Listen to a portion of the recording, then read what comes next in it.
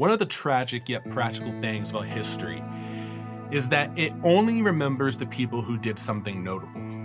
When it comes to the civil rights movement, people remember Dr. King and Rosa Parks, but they don't note the names of the people who were doing sit-ins or boycotting the Montgomery buses during the time of the civil rights movement.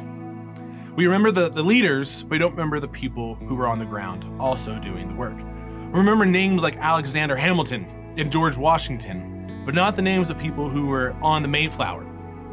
It's the tragedy, yet practicality of history. One could even stumble into this when it comes to the history of the church. When we think of Christianity, we think of Jesus, of course, and then we also think of other headliners, Mary, his mother, Peter, Paul, John, maybe even James. But how many of the thousands that converted to the faith in Acts 2 do we know by name? The way we tell history has an impact on everyday life.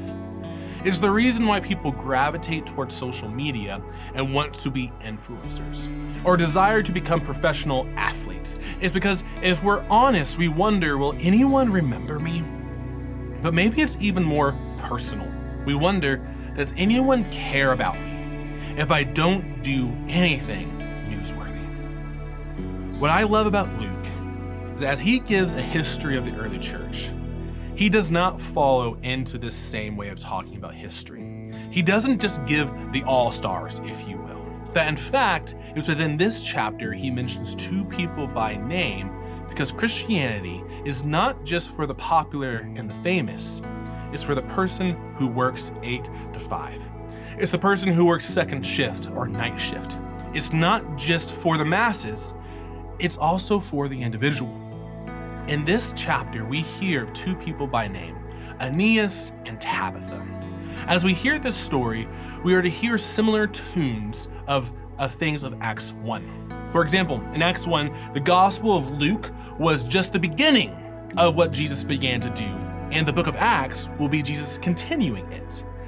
Another one, the kingdom will spread to Jerusalem and Judea and Samaria and the ends of the earth. This is what is mentioned in Acts 1.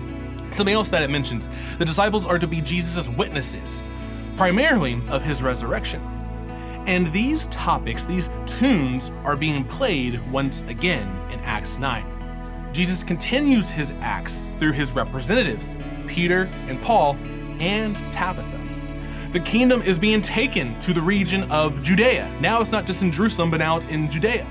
Peter raises Tabitha from the dead, resurrection. But I think we should stop and ask the question, why this story? Why is it included? I think it's because we need to be reminded that Jesus is working to make all things right in the cosmos, but not just in the universe, but in your individual life too. I think that is why we are introduced to this amazing Christian woman named Tabitha, that Jesus is fulfilling his promise in her too. And so, as we read the story, may we recognize the truth of the resurrection is not just for everyone, although it's true, it's also in particular for you. That when we are met with the questions of our lives, does anyone really care about me? This chapter reminds us that Jesus cares for every individual, and that includes